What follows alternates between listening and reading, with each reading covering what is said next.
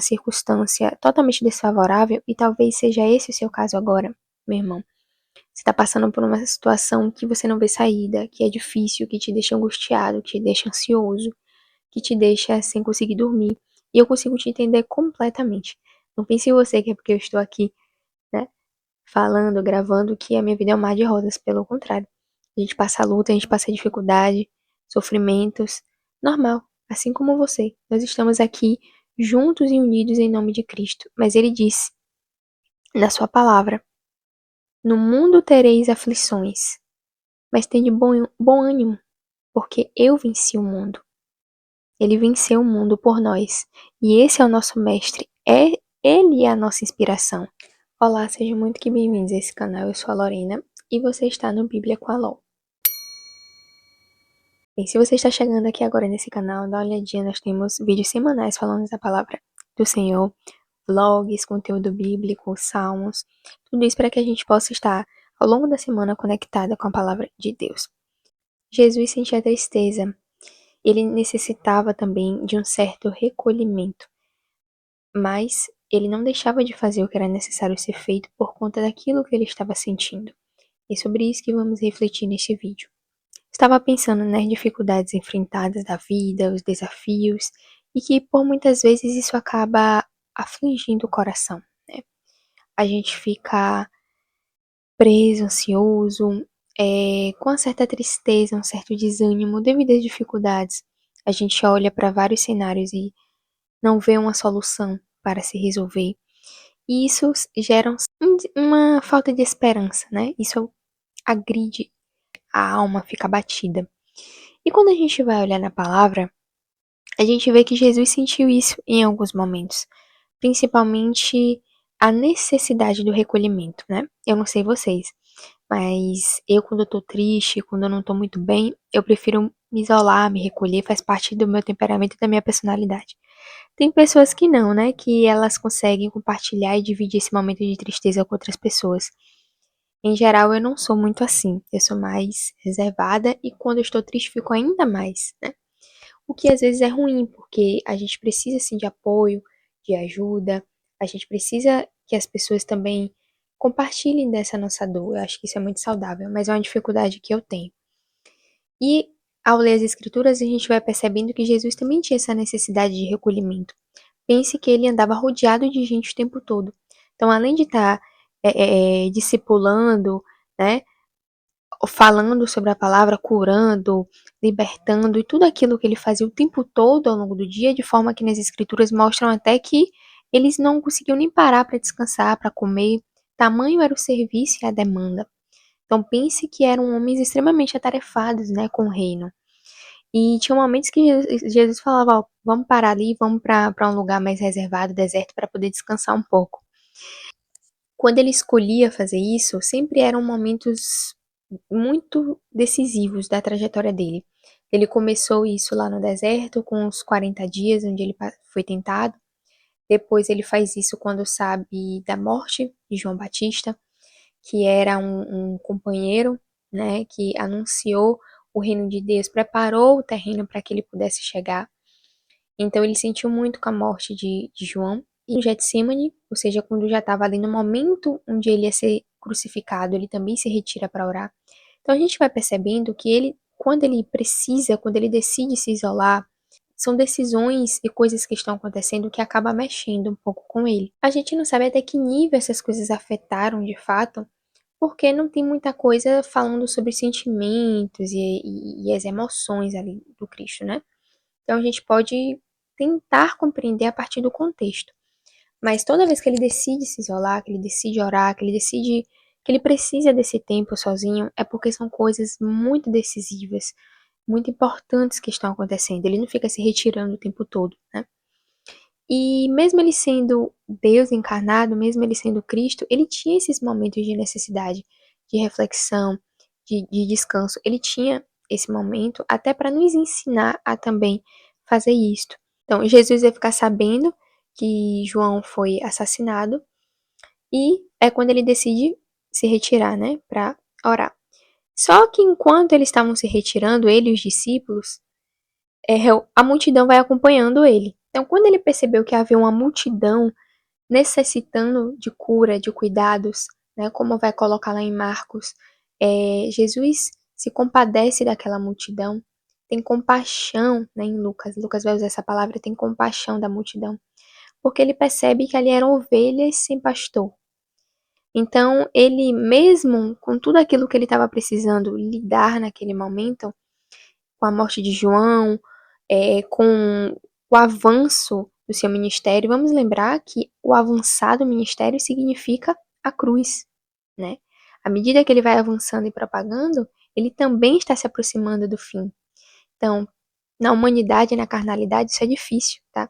Então, ele tendo que lidar com tudo isso, mas quando ele olha para aquelas pessoas, ele sente tremenda compaixão. Então, primeiro ele para, ele vai acolher aquelas pessoas, ele vai atender aquelas pessoas, ele vai curar, ele vai orientar, tá? Então, ele vai fazer o trabalho, ele vai fazer o milagre da multiplicação, ele vai fazer tudo isso. Depois, ele vai despedir a multidão, vai despedir os discípulos e vai para o monte orar.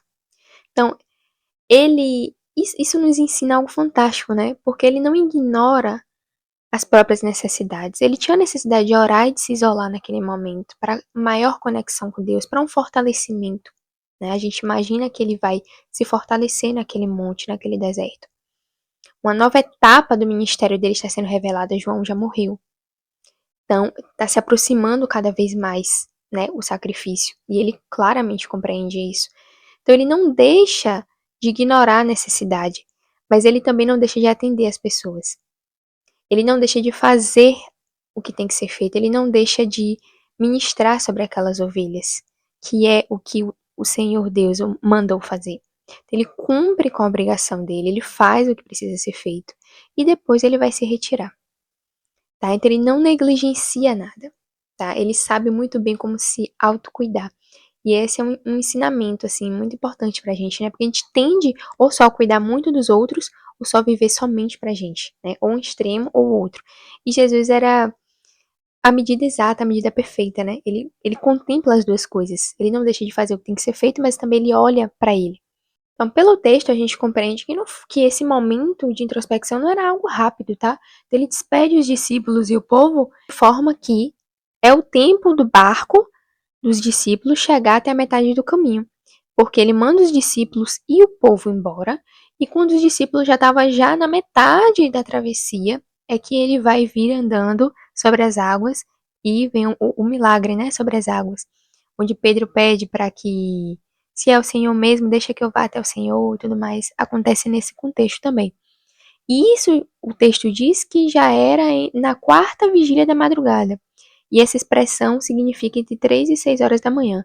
Ou seja, daquele momento que ele despediu até este momento de ter novamente com os discípulos, de ele ir até os discípulos, já passou bastante tempo. E era esse tempo que ele estava se dedicando a Deus. Ou seja, quando ele faz tudo de forma tão perfeita que nos constrange, né? Quando é para ter com o povo, ele tem com o povo e se entrega completamente. Quando é para ter com Deus, ele está com Deus e se entrega completamente, de forma a ficar horas orando, meditando, em conexão, né? E a gente, quando vai olhar, quando fica meia hora, uma hora orando, já quer, né? Se descabelar, já acha que é muita coisa. E quando a gente olha para a vida do Senhor, a gente vê que ele fazia tudo de forma completa e excelente. Ele se dedicava verdadeiramente em tudo que fazia e fazia com qualidade. E esse é um grande exemplo para nós, né? Esse autodomínio, porque ele cuidava, mas ele também se autocuidava. E esse também é o cumprir do primeiro mandamento de Deus, que é amar a Deus sobre todas as coisas e o próximo como a você mesmo. Ou seja, se você não consegue se amar nem amar aos outros, né? Consequentemente, você não vai amar bem Deus. E se você não ama bem a Deus ou não se entrega completamente, consequentemente, você também não vai conseguir nem amar a si mesmo e nem amar ao próximo. Ou seja, essas coisas estão totalmente interligadas, né? Então, Jesus veio mostrar isso, não só com as palavras, mas com o exemplo que ele nos deixou. E essa questão do autodomínio, que além de ser o fruto do Espírito Santo, é algo que a gente precisa muito. pelas circunstâncias da vida. Às vezes a gente olha para uma circunstância totalmente desfavorável e talvez seja esse o seu caso agora, meu irmão. Você está passando por uma situação que você não vê saída, que é difícil, que te deixa angustiado, que te deixa ansioso, que te deixa sem conseguir dormir. E eu consigo te entender completamente. Não pense em você que é porque eu estou aqui, né, falando, gravando, que a minha vida é um mar de rosas. Pelo contrário. A gente passa luta, a gente passa dificuldade, sofrimentos. Normal. Assim como você. Nós estamos aqui juntos e unidos em nome de Cristo. Mas ele disse na sua palavra: no mundo tereis aflições, mas tende bom ânimo, porque eu venci o mundo. Ele venceu o mundo por nós. E esse é o nosso mestre. Ele é a nossa inspiração. E é nele que nós devemos nos apoiar, né? Então, a gente só consegue fazer isso perfeitamente quando existe esse autodomínio. E foi isso que quando eu abri aqui a palavra hoje, que eu estava angustiada e aflita, o Senhor veio trazendo esta palavra para mim e eu quis compartilhar aqui com vocês. Então, é necessário esse controle das emoções, esse controle de nós mesmos, porque nem sempre as situações vão ser favoráveis, mas independente das circunstâncias, que nos apoiemos no Senhor, porque Ele está conosco e Ele nos prometeu isso na tua palavra. Bem, era sobre isso que eu gostaria de conversar com vocês. Deixa aqui seus comentários, suas impressões. Quero muito saber se você concorda, se você não concorda com esta palavra. E nos vemos no próximo vídeo. Um beijo e até a próxima.